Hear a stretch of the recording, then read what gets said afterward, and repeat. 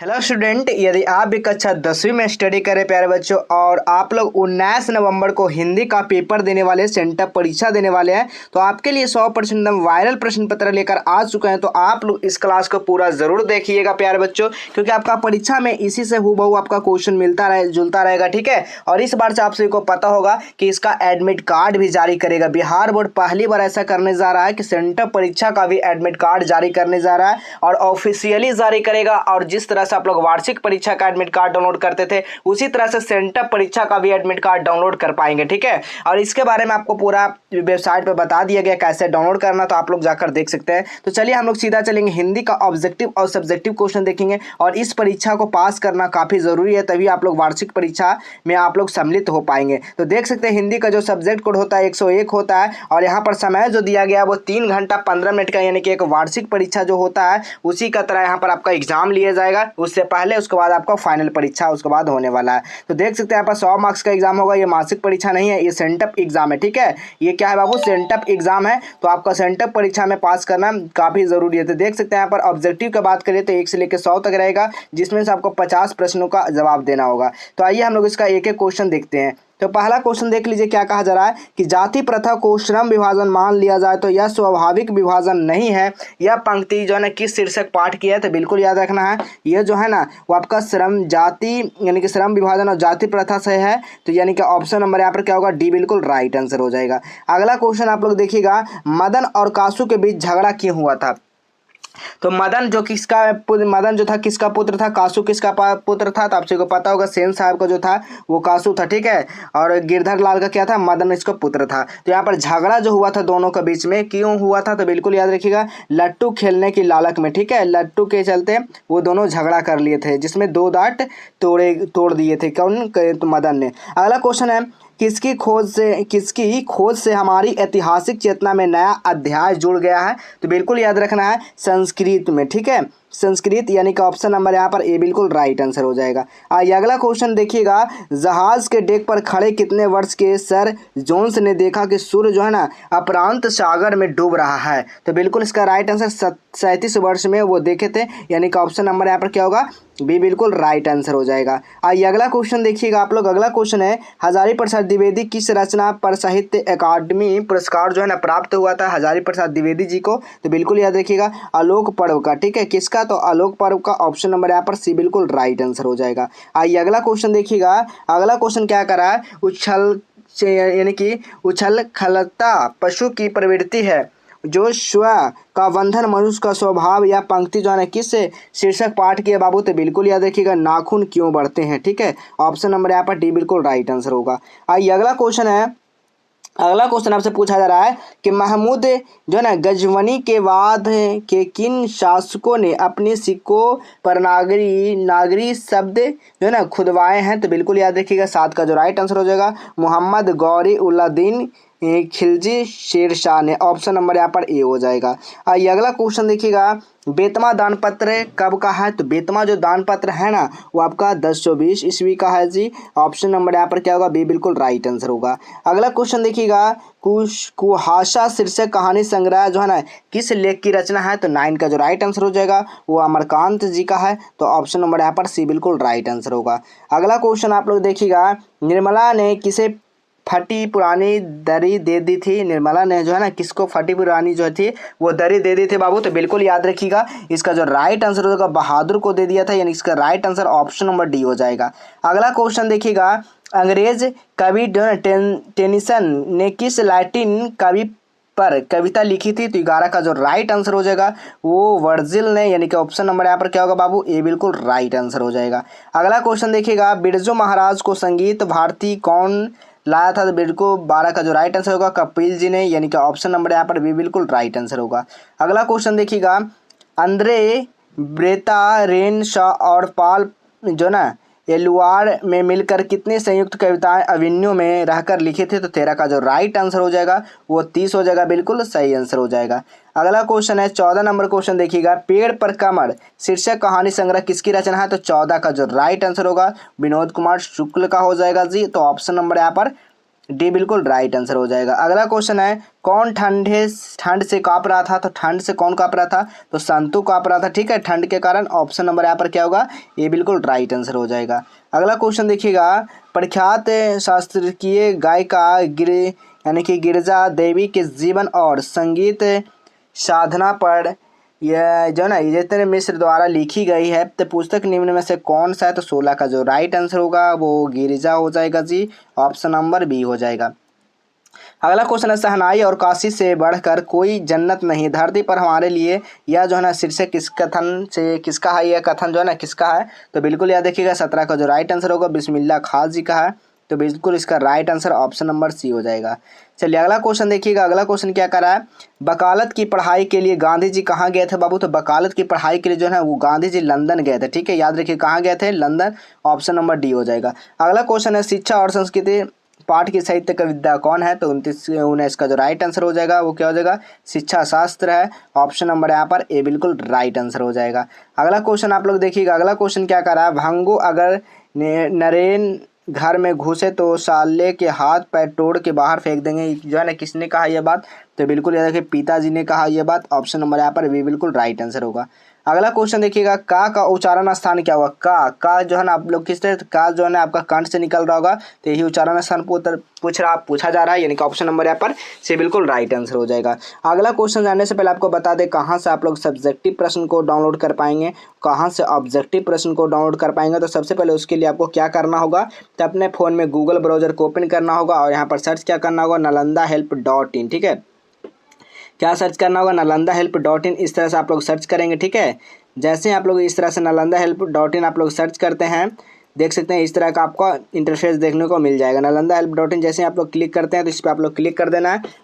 जैसे ही आप लोग इस पर क्लिक करते बाबू तो यहाँ पर देखिए आपका आंसर की का सेक्शन मिलेगा, तो यहाँ से डायरेक्ट देख सकते हैं, या फिर आप लोग यहाँ पर नीचे चला जाइएगा, ठीक है, यहाँ पर सभी चीज़ का जानकारी दिया जाता है, आप लोग यहाँ पर डेली आकर पढ़ सकते हैं, देख सकते हैं सभी चीज़ का जानकारी मिलेगा।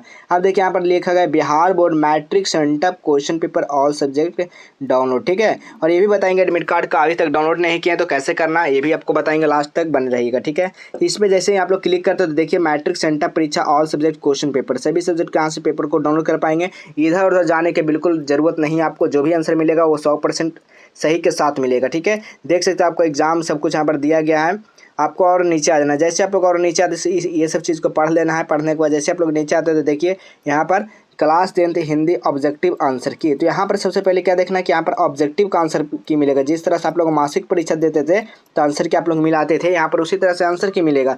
और जैसे ही जस्ट नीचे आते हैं तो यहाँ पर देखिए सब्जेक्टिव का डाउनलोड लिंक रहेगा, और ये फ्री वाला व्हाट्सएप ग्रुप है, ठीक है, ये क्या है बाबू, फ्री वाला व्हाट्सएप ग्रुप है। यहाँ पर ओरिजिनल प्रश्न पत्र का साथ साथ आंसर की दिया जाएगा भी, तो यहाँ से भी आप लोग ग्रुप को ज्वाइन कर लेना है।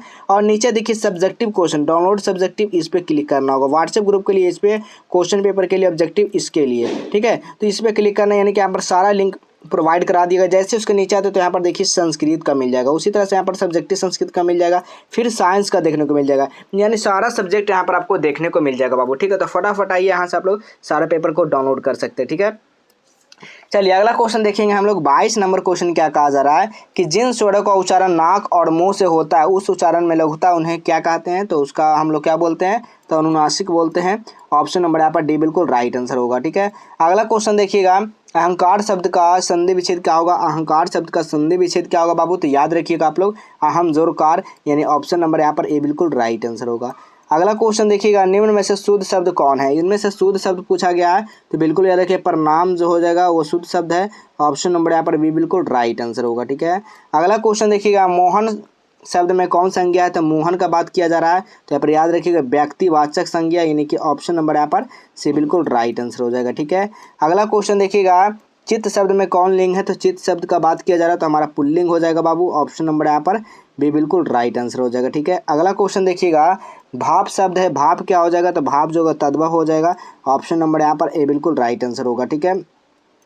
अगला क्वेश्चन देखिएगा, पंडित शब्द का स्त्रीलिंग रूप क्या होगा, पंडित शब्द का जो स्त्रीलिंग होगा पंडितानी हो जाएगा, ऑप्शन नंबर क्या होगा, ऑप्शन नंबर यहाँ पर बी हो जाएगा, बिल्कुल राइट आंसर हो जाएगा, ठीक है। अगला क्वेश्चन देखिएगा, 29 नंबर क्वेश्चन क्या कर रहा है, हिंदी में कितने कारक होते हैं, तो हिंदी में कारक जब भी बात किया जाएगा तो आप याद रखिएगा 8 कारक होते हैं। ऑप्शन नंबर सी बिल्कुल राइट आंसर होगा। अगला क्वेश्चन है मछुए ने मछली मारा, यह कारक का उदाहरण क्या है? किस कारक का उदाहरण?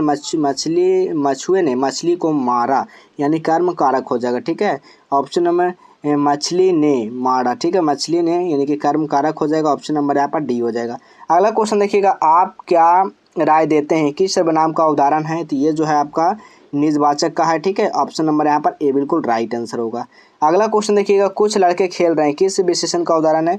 कुछ ही लड़के खेल रहे हैं यानी किस विशेषण का उदाहरण है बाबू? तो बिल्कुल याद रखिएगा 32 का जो राइट आंसर होगा वो संख्यावाचक हो जाएगा।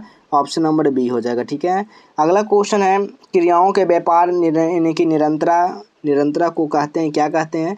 तो बिल्कुल याद रखिएगा 23 का जो राइट आंसर होगा वर्तमान काल कहते हैं। ऑप्शन नंबर सी हो जाएगा, ठीक है। अगला क्वेश्चन देखिएगा, चिड़िया शब्द है, चिड़िया क्या है बाबू? तो चिड़िया जो है क्या है? तद्भव हो जाएगा। ऑप्शन नंबर यहाँ पर बी बिल्कुल राइट आंसर होगा। अगला क्वेश्चन है बनावट के विचार के शब्द के कितने भेद है? तो यहाँ पर याद रखिएगा 35 का जो राइट आंसर होगा वो 2 हो जाएगा, ठीक है। उपसर्ग और प्रत्यय, ठीक है, क्या है? 2 ही ना है, बनावट उपसर्ग प्रत्यय। अगला क्वेश्चन है सपूत शब्द में कौन सा उपसर्ग है? सपूत शब्द का जब भी बात किया जाए तो आपका क्या होगा? सा जो है उपसर्ग है, सपूत, ठीक है, और प्रत्यय क्या है? पूत है, ठीक है, याद रखिएगा। ऑप्शन नंबर यहाँ पर डी बिल्कुल राइट आंसर होगा। अगला क्वेश्चन है बधु शब्द का प्रत्यय क्या हो जाएगा? बधु शब्द का जो प्रत्यय होगा वो क्या होगा? बधु प्रत्यय बधु, लास्ट में क्या आ रहा है? ऊ आ रहा है, यानी कि right answer option number A हो जाएगा। अगला क्वेश्चन है राष्ट्र शब्द का विशेषण क्या होगा? राष्ट्र शब्द का विशेषण राष्ट्रीय हो जाएगा। ऑप्शन नंबर यहाँ पर बी बिल्कुल राइट आंसर होगा। अगला क्वेश्चन है सपरिवार शब्द में कौन सा समास है? तो 39 का जो राइट आंसर होगा अव्ययी भाव समास यानी ऑप्शन नंबर ए हो जाएगा, ठीक है। अगला क्वेश्चन देखिएगा, अग्नि शब्द का विलोम क्या हो जाएगा? अग्नि शब्द का जो विलोम हो जाएगा वो जल हो जाएगा। ऑप्शन नंबर यहाँ पर डी हो जाएगा, बिल्कुल राइट आंसर हो जाएगा। अगला क्वेश्चन देखिएगा, गुरु नानक क्या करते हुए अपने प्राण को त्याग दिए? गुरु नानक जी थे वो क्या करते हुए अपने प्राण को त्याग दिए थे? तो यह देखिएगा बाह गुरु करते हुए अपना प्राण को त्याग दिए थे, ठीक है। अगला क्वेश्चन देखिएगा, गुरु नानक का जन्म कब हुआ था बाबू? तो गुरु नानक जी का जो जन्म हुआ था ना वो आपका 1400 कब हुआ था? 69 ईस्वी में हुआ था, यानी 69 में हुआ था। ऑप्शन नंबर यहाँ पर बी बिल्कुल राइट आंसर हो जाएगा, ठीक है। अगला क्वेश्चन देखिएगा, मोहन छवि रस यानी कि रसखानी लिखी अब दृढ़ अपने नाही किस पंक्ति से लिया गया? तो 43 का जो राइट आंसर होगा वो प्रेम आईनी श्री राधिका से लिया गया। ऑप्शन नंबर सी हो जाएगा। अगला क्वेश्चन देखिए, घनानंद ने नारिद शाह को सिपाहियों को 3 मुट्ठी क्या दिया था? तो 44 का जो राइट आंसर होगा वो धूल दिया था। ऑप्शन नंबर यहाँ पर डी बिल्कुल राइट आंसर होगा। अगला क्वेश्चन देखिएगा, स्वदेशी शीर्षक कविता का रचनाकार कौन है? तो 45 का जो राइट आंसर हो जाएगा बद्रीनाथ चौधरी प्रेमघन है। ऑप्शन नंबर ए हो जाएगा, ठीक है। अगला क्वेश्चन देखिएगा, भारत माता शीर्षक कविता किस कविता संग्रह से संकलित है? तो 46 का जो राइट आंसर होगा वो ऑप्शन नंबर यहाँ पर बी हो जाएगा, ग्राम में से, ठीक है। चलिए अगला क्वेश्चन देखिएगा, दैन्य जड़ित जो ना अपलक मत चितवन यानी कि अंधेरे में चीर नीरव रोदन, यह पंक्ति किस कविता से है? तो बिल्कुल यह जो हो जाएगा आपका भारत माता से। ऑप्शन नंबर सी हो जाएगा। अगला क्वेश्चन देखिएगा, परशुराम की प्रतीक्षा किसकी रचना है? तो 48 का जो राइट आंसर होगा रामधारी सिंह दिनकर का जी है। ऑप्शन नंबर डी हो जाएगा। अगला क्वेश्चन देखिएगा, कवि रामधारी सिंह दिनकर के अनुसार जनतंत्र को देवता है कौन? तो 39 का राइट आंसर क्या होगा? 49 का राइट आंसर क्या हो जाएगा? ऑप्शन नंबर ए, किसान मजदूर हो जाएंगे, ठीक है। अगला क्वेश्चन आप लोग देखिएगा, अगला क्वेश्चन क्या कर रहा है, सच्चिदानंद हरीश यानी कि हीरानंद बच्चान अज्ञेय को हिंदी के अलावा किस भाषा का ज्ञान था बाबू? तो याद रखिएगा आपसे क्या हो जाएगा, तो आपका इनमें से सभी का ज्ञान था। संस्कृत का भी था, अंग्रेजी, फारसी और तमिल का था, यानी कि ऑप्शन नंबर यहाँ पर डी हो जाएगा, ठीक है। तो आपको इसमें देखिए 85 प्रश्न का जवाब देना बाबू, तो यहाँ पर 50 प्रश्न हम अच्छे से बता दिए हैं। तो आप लोग इस पूरा वीडियो को जरूर देख लीजिएगा, एक बार रिवीजन जरूर कर लीजिएगा ताकि आपका परीक्षा में कोई भी दिक्कत कोई भी समस्या ना हो, ठीक है।